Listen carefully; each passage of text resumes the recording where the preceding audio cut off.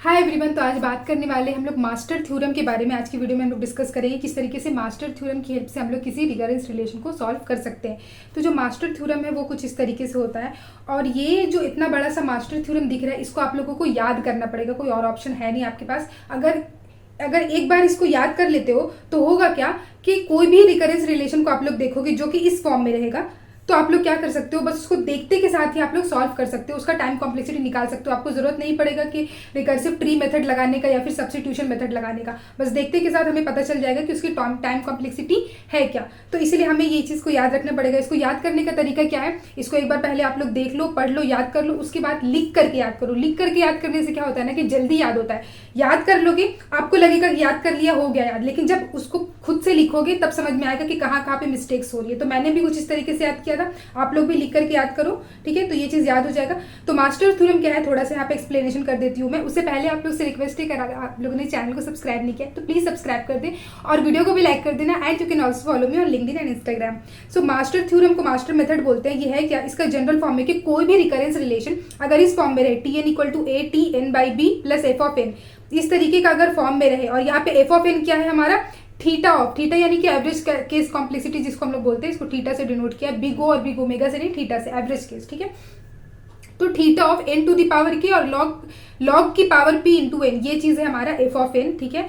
और यहाँ पे ये वाला अगर एफ ऑफ एन की जगह पे थीटा ऑफ ए पुट करेंगे तो इट विल बिकम क्या हो जाएगा, टी ऑफ एन क्या हो जाएगा, एफ ऑफ एन की जगह पे ये वाली चीज़ को पुट कर दो, ठीक है। अब यहाँ पे ए क्या है, ए हमारा ग्रेटर देन इक्वल टू 1 होना चाहिए। अगर नहीं होगा तो मतलब मास्टर थ्योरम को हम लोग अप्लाई नहीं कर सकते। तो ये यहाँ पे एक छोटा सा डिसएडवांटेज भी है मास्टर थ्योरम का कि ये ईजी है, क्विक है, लेकिन हम लोग सिर्फ उन्हीं रिकरेंस रिलेशन पर इसको अप्लाई कर सकते हैं जो कि इस फॉर्म में होगा। और एक यहाँ पे ग्रेटर देन इक्वल टू 1 होना चाहिए, बी ग्रेटर देन 1 होना चाहिए, के जो है यहाँ पे इनकी पावर जो के है ये होना चाहिए हमारा ग्रेटर देन इक्वल टू 0, और पी जो है कोई रियल नंबर होना चाहिए। ये लॉग की पावर जो पी है ये कोई रियल नंबर होना चाहिए। तो अगर ये चीज़ है तो फिर हम लोग मास्टर थ्योरम अप्लाई कर सकते हैं। तो यहाँ पे 3 केसेस बनते हैं हमारे पास, ठीक है। केस 1 में हमारे पास है कि if A greater than B का पावर के, अगर ए बी का पावर ग्रेटर देन बी का पावर के, अब कहीं कहीं पे जैसे मैंने यहाँ पे A greater than B to the power K लिखा है, कहीं पे आपको ऐसा लिखा हुआ होगा, जैसे मान लो यहाँ पे लॉग लगा दे तो क्या हो जाएगा, लॉग ए ग्रेटर देन लॉग बी का पावर के, यानी कि लॉग ए ग्रेटर देन के लॉग बी, ठीक है। तो ऐसा हो सकता है ना कि log A divided by log be greater than के, तो इसको ऐसे लिख सकते हैं कि log of A base be greater than के, ये चीज़ भी लिखा जा सकता है, ठीक है। तो कहीं पे अगर लॉग लगा के भी बोला गया है ना, तो वो चीज़ ऐसा नहीं कि मैंने ये चीज़ पढ़ाया है, आप लोगों ने लॉग के फॉर्म में केस 1 केस 2 पढ़ा है, तो सर समझने की कोशिश करो, लॉग लगा देंगे तो वही चीज़ आ जाएगा। लॉग मैं यहाँ पे इसलिए यूज़ नहीं कर रही हूँ क्योंकि फिर जब कंपैरिजन करते हैं ना, तो किसी भी को देख करके पहले उसका लॉग निकालो फिर कंपेयर करो, तो वो चीज़ हो जाता है। अगर आप लोग को जो सुटेबल लग रहा है वो ले लेना। तो यहाँ पे अगर आप लोग मेरी वीडियो देख के पढ़ रहे हो तो यहाँ पर इसी तरीके से पढ़ो कि A greater than equal to B है, ये ए जो है वो ग्रेटर देन बी का पावर के है, बी का पावर के है, तो हम लोग बोल सकते हैं उसकी टाइम कॉम्प्लेक्सिटी ये होगी, ठीक है। लेकिन अगर ए इक्वल टू बी का पावर के है तो फिर 3 केस बन जाएगा, ठीक है। यहाँ पे कोई केस नहीं है, अगर एक ग्रेटर देन बी का पावर के है तो सिंपली इसको लगा दो। अगर equal to B to the power K है तो यहाँ पे हम लोग, यहाँ पे 3 केस बनेगा। हम लोग को यहाँ पे इक्वल टू के केस में पी की वैल्यू भी देखनी पड़ेगी, ये जो पी है लॉग का पावर पी, ये देखना पड़ेगा। अगर ग्रेटर देन -1 है तो ये लगाना होगा, अगर पी इक्वल टू -1 है तो फिर ये लगाना पड़ेगा, और पी लेस देन -1 है तो फिर हमें ये वाला टाइम कॉम्प्लेक्सिटी होगा हमारे रिकरेंस रिलेशन का। ये चीज़ हुआ हमारा केस 2। ये ग्रेटर देन बी का पावर हो गया, equal to B to the power K हो गया। अब ए लेस देन अगर बी का पावर के है, इक्वल टू नहीं, ए अगर less than B to the power K है तो फिर यहाँ पे 2 केस बन जाएंगे। यहाँ पे भी हमें पी को चेक करना पड़ेगा। अगर p greater than equal to 0 है तो फिर टाइम कॉम्प्लेक्सिटी हो जाएगी हमारी ये, और अगर p लेस देन है 0 है तो फिर टाइम कॉम्प्लेक्सिटी हो जाएगी ये। तो ये जो चीज़ है ना इसको याद कर लो, ठीक है। मास्टर थ्योरम अगर आपके सिलेबस में है और बहुत ज़्यादा आ रहा है तो उसको याद कर लो, सबसे अच्छा रहेगा। इसको याद करके आप लोग किसी भी रिकरेंस रिलेशन का टाइम कॉम्प्लेक्सिटी निकाल सकते हैं। तो मैंने यहाँ पे अभी एग्जाम्पल लिया है, ये वाली एग्जाम्पल, ठीक है। अब इसको हम लोग सॉल्व करेंगे मास्टर थ्योरम से। तो यहाँ पे मैं लिख देती हूँ सबसे पहले, इसको किस तरीके से सॉल्व करेंगे देखो।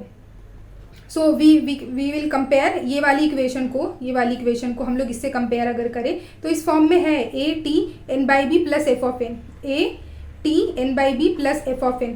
तो हम लोग यहाँ पे ऐसा लिख सकते हैं कि T of n equals to A T N by B plus F of n, ठीक है। और एफ ऑफ एन है हमारे पास क्या होता है, ए T N by B plus F of N क्या है हमारे पास, theta of N to the power के लॉग की पावर पी इंटू एन। ठीक है, ये एफ ऑफ एन की वैल्यू होती है, देखो यहाँ पे लिखा है मैंने F of N equal to ये चीज़। ठीक है, इसलिए यहाँ पे ये चीज़ हो गया। अब यहाँ पे ए की वैल्यू क्या है, हेयर ए इक्वल टू हमें यहाँ पे दिख रहा है 2 है। कंपेयर कर रहे हैं ना, इस वाले जो क्वेश्चन में है उसको इससे कंपेयर कर रहे हैं, तो ए की जगह पे हमारी 2 है तो इक्वल टू 2। इसी तरीके से हमारे पास बी की जगह पे क्या है, बी की जगह पे 2 है, एन बाई बी है ना, तो एन बाई 2, तो बी की जगह पे भी हमारे पास 2 है। अब यहाँ पे हमें एन और पी का भी वैल्यू निकालना पड़ेगा, ए बी तो निकल गया, हमें एन और बी का भी, के और पी का भी वैल्यू निकालना है। तो के और पी का वैल्यू के लिए हम लोग को क्या करना पड़ेगा, इससे कंपेयर करना पड़ेगा। एफ ऑफ एन जो हमारे पास ये है, यहाँ पे a T N by b है और प्लस के बाद हमारे पास ये चीज़ है। ठीक है, और क्वेश्चन में हमारे पास ये चीज़ है और प्लस के बाद ओनली 1 है, तो इस वाले पे यानी कि एफ ऑफ एन की जगह, यानी कि इस वाली चीज़ की जगह पे हमारे पास क्वेश्चन में ओनली 1 है, तो कंपेयर करना पड़ेगा।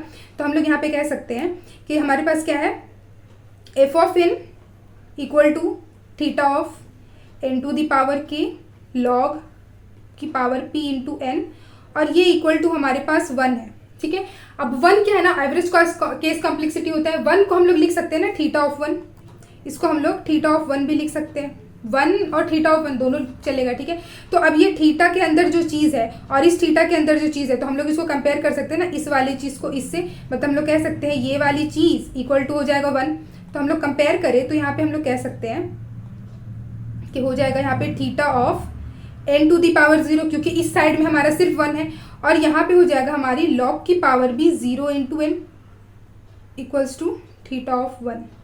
ठीक है, तो अगर यहाँ से कंपेयर करें n की पावर 0 यानी कि क्या हुआ 1, ये भी हुआ 1, तो ये वाला इक्वल टू 1 हो गया। ठीक है ना, k की जगह पे अगर हम लोग 0 पुट करेंगे तो यहाँ पे क्योंकि n है ही नहीं, n का टर्म यहाँ पे है ही नहीं, तो मतलब n की पावर 0। अगर कोई ऐसा एग्जाम्पल रहता है जहाँ पे यहाँ पे प्लस n रहता, मतलब n का पावर 1 रहता। ये k क्या है, ये k सिर्फ n का पावर है, यहाँ पे n नहीं है तो n का पावर 0, और यहाँ पे log भी नहीं है तो log का पावर भी 0। ठीक है, तो मैंने इसको पहला बार कर रहे हैं, इसको पूरा एक्सप्लेन करके यहाँ पे लिखा है। तो यहाँ पे यहाँ पे क्या हो जाएगा, k equal to 0 and p equal to भी 0। ठीक है, अब हम लोग यहाँ पे देख पा रहे हैं कि एक यहाँ पे क्वेश्चन में क्या था, a greater than equal to 1, b greater than 1, k greater than equal to 0 और p रियल नंबर। यहाँ पे है a equal to 2, b equal to 2, k equal to 0 और p इक्वल टू भी 0। सेटिस्फाई कर रहा है सब चीज़, तो हम लोग मास्टर थ्योरम अप्लाई कर सकते हैं। तो मास्टर थ्योरम अप्लाई करने के लिए हमें ये कंडीशन चेक करना पड़ेगा। केस 1 के लिए क्या चेक करना पड़ेगा, a और b का पावर k, a और b का पावर k को हमें कंपेयर करना पड़ेगा कि कौन सा केस में आ रहा है, केस 1, 2 या 3 में। तो अब हम लोग यहाँ लिख सकते हैं, मैं ऐसे लिख रही हूँ, नाउ a की वैल्यू क्या है हमारे पास 2, और b की पावर k की वैल्यू क्या है, b की पावर है b इक्वल टू हमारे पास 2, देखो a इक्वल टू 2 है, b इक्वल टू 2 है और k की वैल्यू हमारी 0। तो b की पावर b इक्वल टू क्या हो जाएगा 2 टू द पावर 0 यानी कि 1। अब यहाँ पे हमें दिख रहा है कि a इक्वल टू 2 है और b की पावर k इक्वल टू 1 है, मतलब जो a है a इक्वल टू 2 और b की पावर k इक्वल टू 1, मतलब a जो है वो ग्रेटर देन b की पावर k है, क्योंकि 2 ग्रेटर देन 1 होता है। ठीक है, तो a ग्रेटर देन b की पावर k। सो यहाँ पे हम लोग लिख सकते हैं a greater than b to the power k। अब जैसे ही a ग्रेटर देन b की पावर k हुआ तो हम लोग यहाँ पर अपना देखो a ग्रेटर देन b की पावर k, बस ये केस 1 सेटिस्फाई कर गया, ये इक्वल टू और लेस देन वाला नहीं, ग्रेटर देन वाला सेटिस्फाई कर गया। और जैसे ही कर गया हमें p और k वगैरह चेक करने की जरूरत नहीं है। अगर केस 2 केस 3 होता ना तब हम लोग p निकालते इसमें। ठीक है, अभी हमें जरूरत नहीं है। केस 1 अगर ग्रेटर देन b है तो डायरेक्ट हम लोग यहाँ पे लिख सकते हैं कि Tn हो जाएगा theta of n log a base b। तो यहाँ पे हम लोग लिख सकते हैं क्या, कौन सा केस हुआ हमारा, ये हुआ हमारा केस 1। केस 1 हुआ, केस 1 में हमारे पास हमें पता है कि T ऑफ n क्या होगा, T of n equals to theta of क्या है n log a base b, n का n to the power log a base b। ठीक है, ये आया हमारा Tn। तो यहाँ पे हम लोग लिख सकते हैं theta of n log a की वैल्यू क्या है हमारे पास 2 और b की वैल्यू भी हमारे पास 2 है, तो log 2 बेस 2, तो log 2 बेस 2 क्या हो जाएगा 1। तो हम लोग लिख सकते हैं theta of n to the power 1, यानी कि हमारा जो टाइम कॉम्प्लेक्सिटी होगा T of n equal to आया हमारा थीटा ऑफ n। ये होगा हमारा आंसर। ठीक है। तो ये बस इतना ही ईजी था, ठीक है, इतना कुछ लिखने का भी जरूरत नहीं, क्योंकि समझाने के लिए मुझे इतना बोलना पड़ रहा है। आप लोगों को क्या है, बस यहाँ पे देख करके लिख देना है। और एग्जाम्स में ना ऐसे 5-4 नंबर के क्वेश्चंस भी नहीं आते कि मास्टर थ्योरम से पूरा निकालो, क्योंकि मास्टर थ्योरम है ही इतना ईजी। अगर ये वाला आ जाए ना कि एक्सप्लेन मास्टर थ्योरम या फिर मास्टर थ्योरम लिखो, तब भले यहाँ पर से इसको लिखना पड़ेगा आपको। अगर ये चीज़ करना पड़े तो 1-2 नंबर के क्वेश्चंस आते हैं, ठीक है। तो ये इस तरीके से सॉल्व करते हैं, कंपेयर करना होगा और हमें देखना होगा कौन सा केस में बिलोंग कर रहा है, और उसके वो जो टी ऑफ एन होगा उस वाले कैटेगरी में आएगा। तो हमारा इस वाले एग्जाम्पल की टी ऑफ एन आए, थीटा ऑफ एन, ठीक है। सो गाइस, और भी आगे हम लोग मास्टर थ्योरम्स के एग्जाम्पल लेंगे अलग अलग केसेस से। सो अगर ये वीडियो अच्छा लगा हो तो प्लीज़ वीडियो को लाइक कर देना, और अगर अभी तक चैनल को सब्सक्राइब नहीं किया तो प्लीज़ चैनल को भी सब्सक्राइब कर देना। And you can also follow me on LinkedIn and Instagram. Thank you so much guys for watching this video.